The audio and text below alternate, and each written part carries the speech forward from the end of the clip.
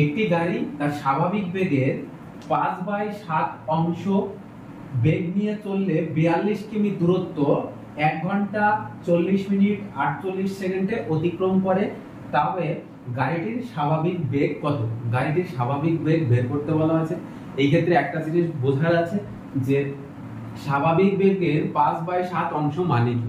মানে হচ্ছে যে যদি স্বাভাবিক বেগ 5/7 ধরা হয় তাহলে এখন স্পিড কত? 5। অর্থাৎ স্বাভাবিক বেগের 7 ভাগের মধ্যে 5 ভাগ স্পিড নিয়ে সে চলছে এবং এই চলন্ত অবস্থায় দেখা গেছে যে 42 কিমি দূরত্ব অতিক্রম করতে তার সময় লেগেছে 1 ঘন্টা 40 মিনিট 48 সেকেন্ড। তাহলে জিজ্ঞাসা করেছে যে এই যে স্বাভাবিক বেগ যেটা সেটা কত? স্বাভাবিক বেগ মানে 7 এর ভ্যালুটা কত? এই যে এটা যেটা দেওয়া আছে এটা হচ্ছে 5 এর ভ্যালু। এইটুকু আমাদেরকে বুঝে নিলেই অঙ্ক শেষ। এই অঙ্কটা শুধু ক্যালকুলেশন আছে। দেখো এই অঙ্কটায় কি বলা হয়েছে যে 5 এর ভ্যালু 7 ভাগের মধ্যে 5 ভাগ নিয়ে যাচ্ছে, তাহলে সেই এখন যেটা আমরা সমাধান করব সেটা কি হবে? সেটা হবে 5 এর ভ্যালু। আশা করি বুঝতে পেরেছো। তো এটা কি 1 ঘন্টা 40 মিনিট 48 সেকেন্ড সময়ে কত পথ গেছে? 42 কিলোমিটার। বোঝা গেছে? তাহলে আমাদের এখান থেকে বের করতে হবে 1 ঘন্টা 40 মিনিট 48 সেকেন্ড। এইগুলোকে কি করতে হবে? একটা মাত্র ইউনিটে নিয়ে যেতে হবে। একটা ইউনিটে বলতে আমরা সেকেন্ডে নিয়ে যাব সবগুলোকে।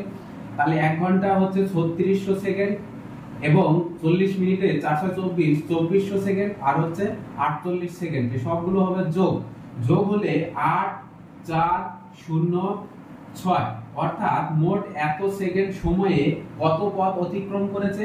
42 কিলোমিটার পথ কিন্তু অতিক্রম করে ফেলেছে। তাহলে এখান থেকে আমরা গতিবেগটা বের করে নেব যে গতিবেগটা কত। গতিবেগ কত?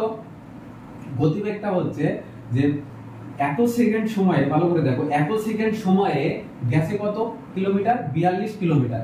এবার আমরা 42 কিলোমিটার রাখবো না, কেন? মানে এটা সেকেন্ডে নিয়েছি, এটাকেও আমরা কিলোমিটারকে কিসে নিয়ে যাব? মিটারে নিয়ে যাব। তাহলে মিটারে নিয়ে গেলে কি করতে হয়? 1000 দিয়ে গুণ করতে হয়, তাই 42000 মিটার বেরিয়ে গেল। সো 1 সেকেন্ডে কত যাবে? 1 সেকেন্ডে নিশ্চয় কম যাবে, তাহলে সেটা হবে কত? ভাগ 1 সেকেন্ডে যাবে এইটুকু। এবার স্পিড বের করতে হলে কি করতে হয়? 3600 সেকেন্ড বা 1 ঘন্টা কতটুকু যায় সেটা বের করতে হবে। তাহলে 3600 সেকেন্ডে আমাকে বের করতে হবে কতটুকু যায়, কতটুকু যাবে। এইবার দেখো এই ক্যালকুলেশনটা যার যার মতো করে করতে হবে। এখানে কাটাকাটি প্রত্যেকটা অ্যাসপিরেন্ট তোমরা জানো, ক্যালকুলেশন করতে জানো। এইটা যে যার মতো করে কাটতে পারো, যে যার মতো করে কাটতে পারো। আমি আমার মতো করে কাটছি। দেখো 42 দিয়ে সরাসরি যদি আমরা এটাকে কাটি, দেখো 42 দিয়ে এটাকেও কাটা যাবে, সরাসরি এটাকেও কাটা যাবে, যে যেটাকে কাটে। 42 দিয়ে যদি কাটি তাহলে 42 হচ্ছে একবার 4 4 4 2 8 4 16 168, তার মানে হচ্ছে 4 বার, আবার 168 তার মানে হচ্ছে 4 বার। তো 144 হলো। এই কাটাকাটিটা নিজের মতো করে করবে, আমি আমার মতো করে করেছি, তোমরা তোমাদের মতো করে করবে। এবার 144 দেখো 12 দিয়ে যদি কাটো তাহলে 12, এবার 12 দিয়ে কাটলে 3, উপরে দুটো শূন্য পাশে থাকলো। 12 দিয়ে 300 কে কাটলে কত হয়? 12 25 এ 300 আমরা জানি। তাহলে আলটিমেট কত থাকলো? 3টে শূন্য আর হচ্ছে 25, তার মানে হচ্ছে 25000 মিটার। 25000 মিটার এটা সমান সমান কত কিলোমিটার? 25 কিলোমিটার। তো এটা কি 25 কিলোমিটার স্পিড, তাহলে 25 কিলোমিটার পার আওয়ার, এটা হচ্ছে গতিবেগ। তো এটা যদি গতিবেগ হয় তাহলে এটা ফার্স্টেই বলে দিয়েছি যে এটা পাসের ভ্যালু। এখন যে সমাধানটা করছি সেটা পাসের ভ্যালু, তাই পাসের ভ্যালু হচ্ছে কত? 25 কিলোমিটার পার আওয়ার। 7 ভাগের মধ্যে 5 ভাগ যদি নিয়ে যায় তখন এইটা হয়, তার মানে পাসের ভ্যালু 25। স্বাভাবিক বেগ কত? এখানে বলে দেওয়া আছে 7 স্বাভাবিক বেগ। তাহলে 7 স্বাভাবিক বেগ, 7 সমান কত হবে? 5 সমান 25 হলে 1 সমান 5, 7 সমান 5 7 35। এই 35 কিলোমিটার পার আওয়ার, এইটা হচ্ছে আমাদের উত্তর। অর্থাৎ 7 এর ভ্যালু, পাসের ভ্যালু যদি 25 হয়, 7 এর ভ্যালু হবে 7 গুণ 5 মানে হচ্ছে 35 কিলোমিটার প্রতি ঘন্টা। এইটা হচ্ছে আমাদের উত্তর। আশা করি বুঝতে পেরেছো। এই অঙ্কটা, এর সাথে আরো একটা অঙ্ক কে পাঠিয়েছে তার নাম প্রকাশ করব, তোমরা দেখো এর পরের অঙ্কটা। চলো আমরা পরের অঙ্কটা দেখে নিই। দেখো 200 মিটার দূরে একটি পুলিশকে দেখে 8 কিমি বেগে দৌড়াতে শুরু করলো। সেই মুহূর্তে পুলিশ 9 কিমি বেগে চোরটিকে ধরে ফেললো। চোর কতটা পথ পৌঁছেছিল? চোর ওই সময় কতটা পথ পৌঁছেছিল? এবার হিসাব করো কত 200 মিটারের ব্যবধান, পুলিশ আর চোরের মধ্যে 200 মিটারের ব্যবধান। এখানে হচ্ছে চোর রয়েছে আর এখানে হচ্ছে পুলিশ রয়েছে। ওকে, চোর আর পুলিশ এর মধ্যে ব্যবধান কত? 200 মিটার। এবার এই যে চোর এ হচ্ছে 8 কিমি বেগে গেছে আর পুলিশ 9 কিমি বেগে গেছে। তো এই ক্ষেত্রে আপেক্ষিক গতিবেগ কত? দুজন একই দিকে যাচ্ছে, দুজন যদি একই দিকে যায় তাহলে তাদের আপেক্ষিক বেগ সবসময় বিয়োগ হয়। তাহলে দুজনের আপেক্ষিক বেগ কত হবে? 9 থেকে 8 বাদ দিলে 1 কিমি পার আওয়ার।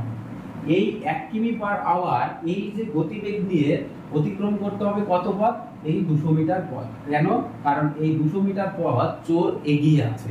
এইটুকু যদি কভার করা যায়, এই 200 মিটার পথটাকে যদি পুলিশ কভার করতে পারে তাহলে কিন্তু পুলিশ চোরকে ধরে ফেলবে। 200 মিটার যেতে কত সময় লাগবে পুলিশের, সেই সময়টা আমরা বের করব।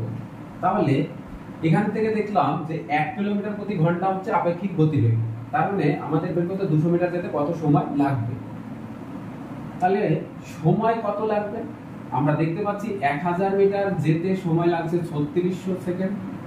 তাহলে 1 মিটার যেতে সময় লাগবে এত, আর 200 মিটার যেতে সময় লাগবে কত। তাহলে কি হবে? দুটো শূন্য, দুটো শূন্য, একটা শূন্য, একটা শূন্য, অর্থাৎ কি হবে? 36 দুগুণে 72, 720 মিনিট।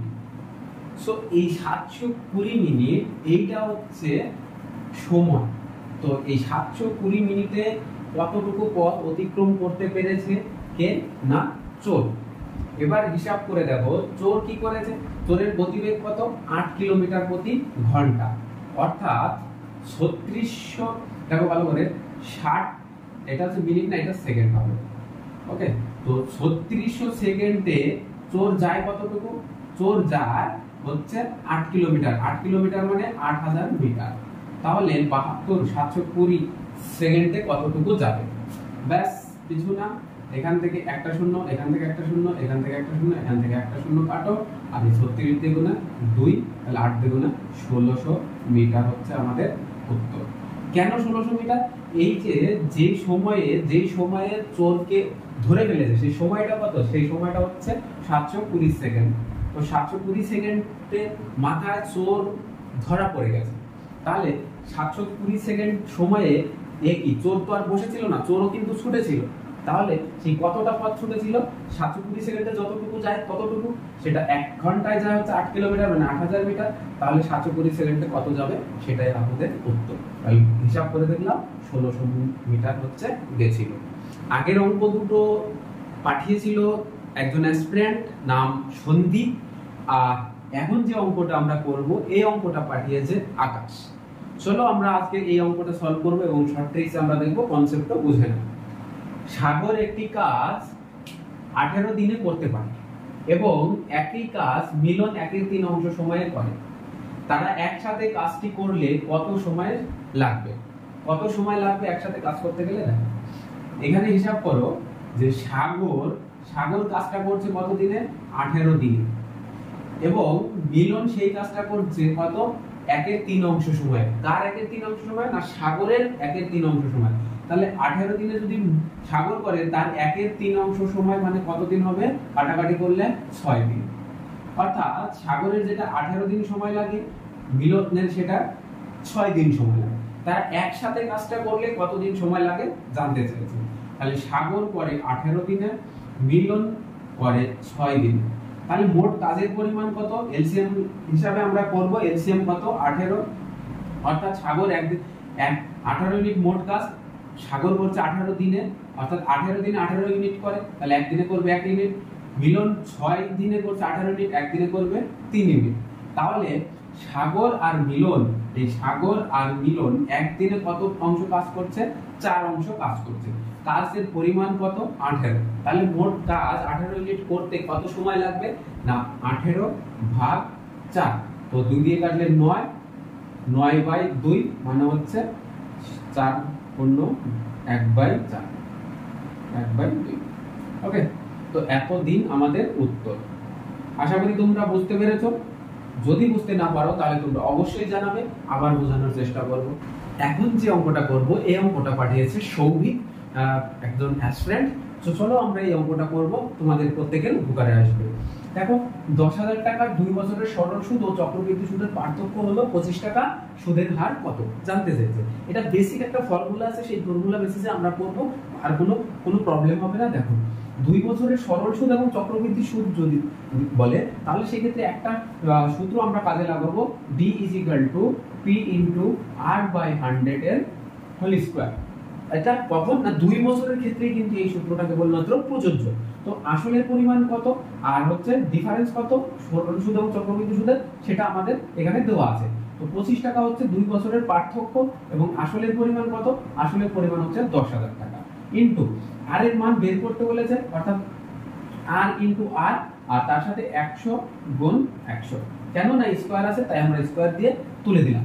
তো এখান থেকে আমরা কি করব, চারটে শূন্য আছে, চারটে শূন্য, দুটো শূন্য কাটলাম, এই দুটো শূন্য কাটলাম। তো এই ক্ষেত্রে আমরা দেখতে পেলাম যে আর স্কয়ার ইকুয়াল টু কত, 25।